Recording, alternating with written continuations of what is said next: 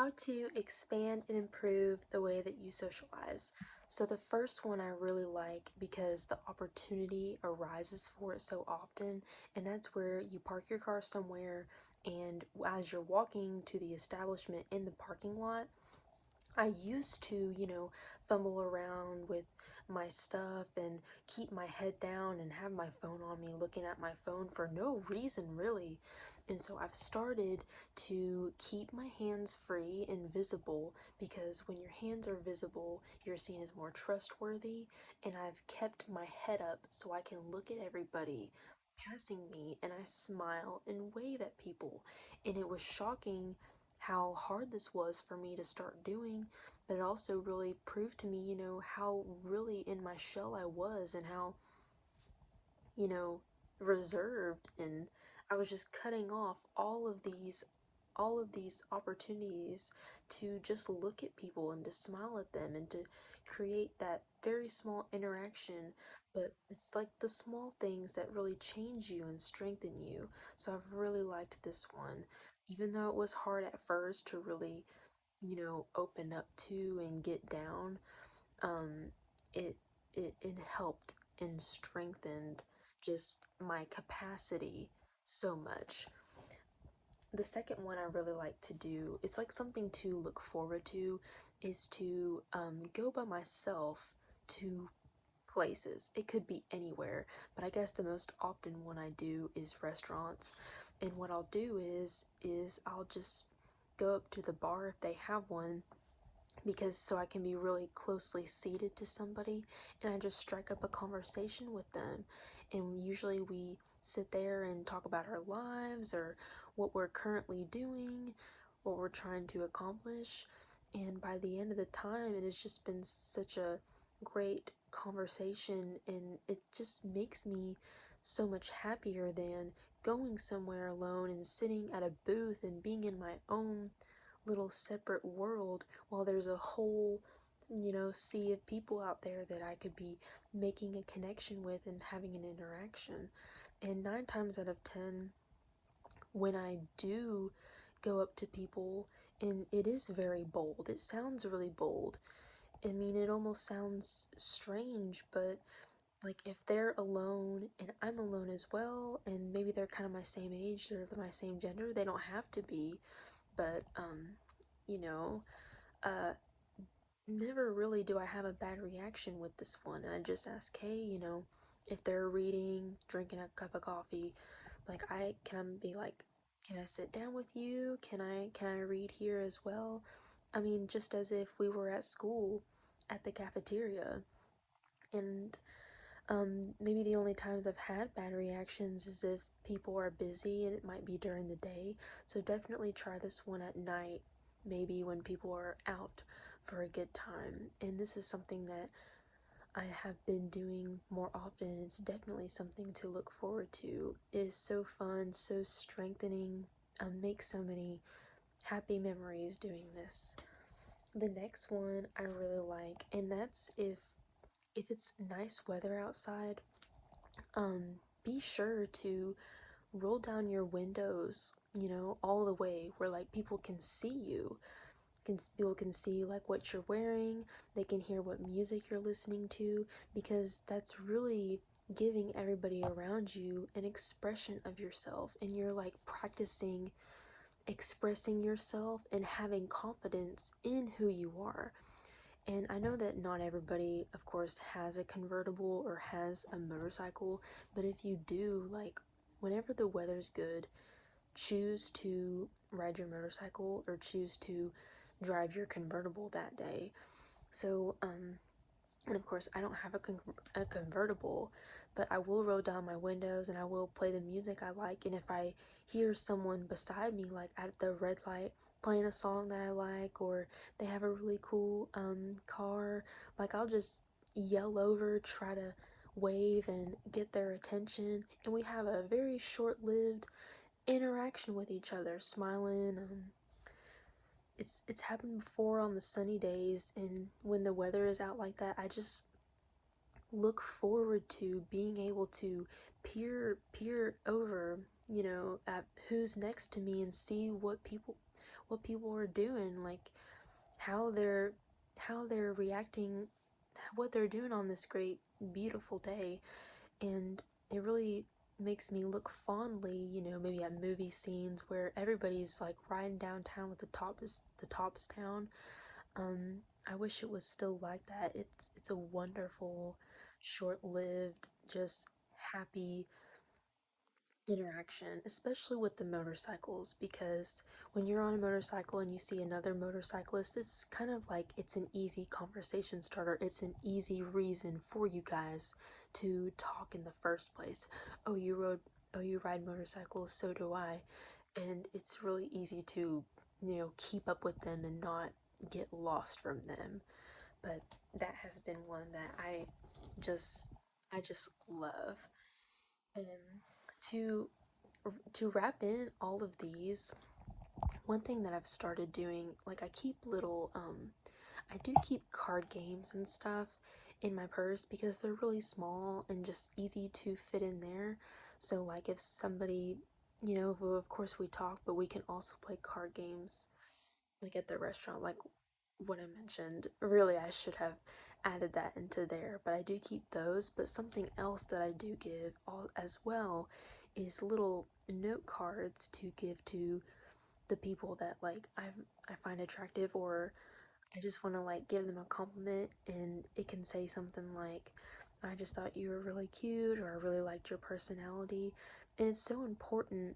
I don't know um, where or who to quote this from, but it's so powerful to give people gifts upon first meeting them, to like have a good first impression, because a gift and a compliment is free. That's something free of charge that you can give anybody. And so I really like this one, and you don't have to put your phone number on it because it can be simply just um a short-lived interaction. But the thing that you gain from it forever with all of these things is to strengthen and improve the way that you socialize. So I do keep, a bunch of little notes to give to people, and I do feel good about myself whether or not I like know their reaction of that. So on to like the ways to like improve. So those three things were really about expanding, but to improve, I have like the simple things that I've been practicing, which include like asking for more help from people. Um, if anything that you can think of, like even especially in romantic relationships, but that's not quite like what I'm getting into. But people love to like feel involved in what you're doing. They love to feel that they add something to your life, and you want to give them that opportunity to feel needed and to feel wanted by you. So even if it's something that you can do yourself, like move some heavy furniture around in your room, like you can ask, hey, like ask a friend, like, hey, I'm thinking of rearranging my room. Do you want to help me do it this weekend? And even if you could have done it yourself, that creates a window of time that you and your friend now have to reconnect. And that is so important. Um, in comparison to the easy thing, which is just maybe to FaceTime or text them or give them a phone call, but instead to compliment them kind of in a way, saying, like, hey, I need your help, kind of like saying, you are helpful to me. I would like you to help me do this, and thank them afterwards. Manners as well is so important. Yes, please.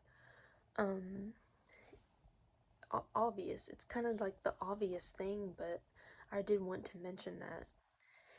And also, something I wanted to tie in with that is to, it's kind of like such a skill to include people when you're having a group conversation.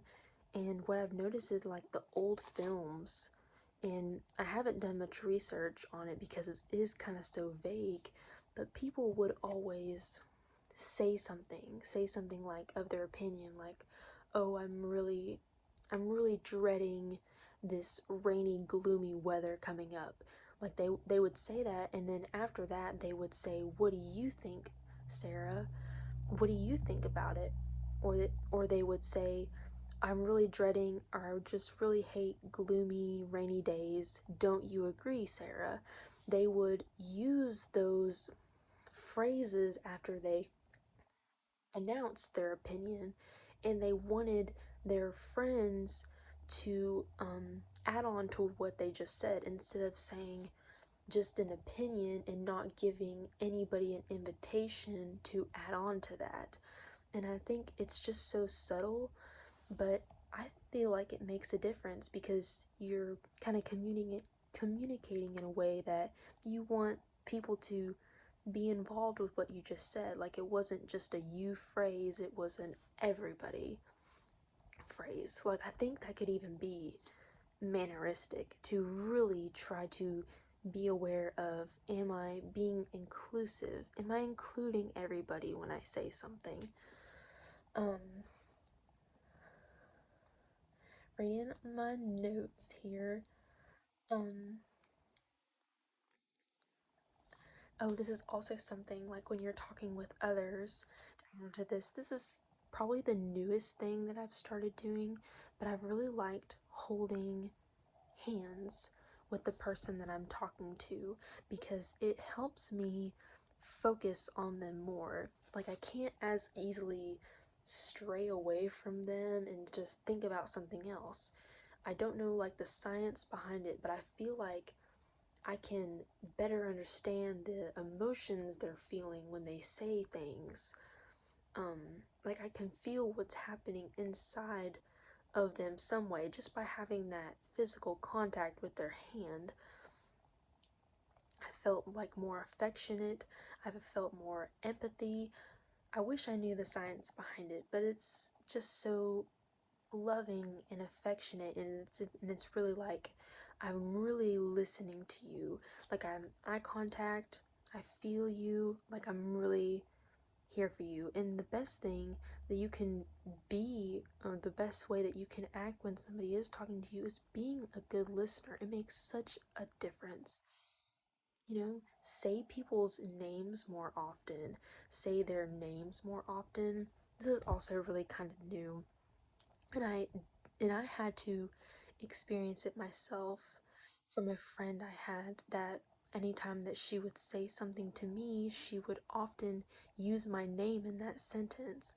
Like she would say my name first and then she would say what she wanted to say, and it felt like I was a part of her thoughts always. Like who I was a part of what she was thinking about, and that also felt really affectionate, just like the holding hands thing. Like you want people to know that they're cared about by you. um and maybe like the last thing I had to add to all of this, I should have done it before with the expansive scenarios, but when you're waiting in line somewhere as well, kind of like with the phone thing, like forget about the phone thing. This might be a great opportunity to see who's in front of you, see who's behind you, and it's kind of like people don't have, I don't imagine, a lot to do. Forget about the phone. People don't have a lot to do when they're waiting in line. This could be on the bus, on the train, an amusement park ride. Those are like the first things that come to mind. But really strike up a conversation because y'all are all here in the same boat. Y'all are all here in the same environment. You might as well have something to talk about. And really, that should be more fun than looking at your phone. And usually, this could be something short lived as well because it's kind of like people are kind of antsy. They're kind of, they would rather, be where they're trying to get, if that makes sense. If they're not exactly uh, just okay with the situation. I don't know if I'm wording that right, but there's always a sense of anxiety, anxiousness to get out of the line. So this is usually a short-lived conversation, but it is an opportunity that you can jump on to expand and improve your socialization. I really hope that this helps. I've noticed that just the more social I try to be with others and anybody, like seeing anybody as a possible friend, the more happier I've been getting out of my shell like that. It has been really life changing. And I hope you try it out too. I mean, goodness knows, like, my phone is just really not that fun compared to this. I'm so confident, so expressive, so myself, and there's never been anything more freeing. Thank you guys so much.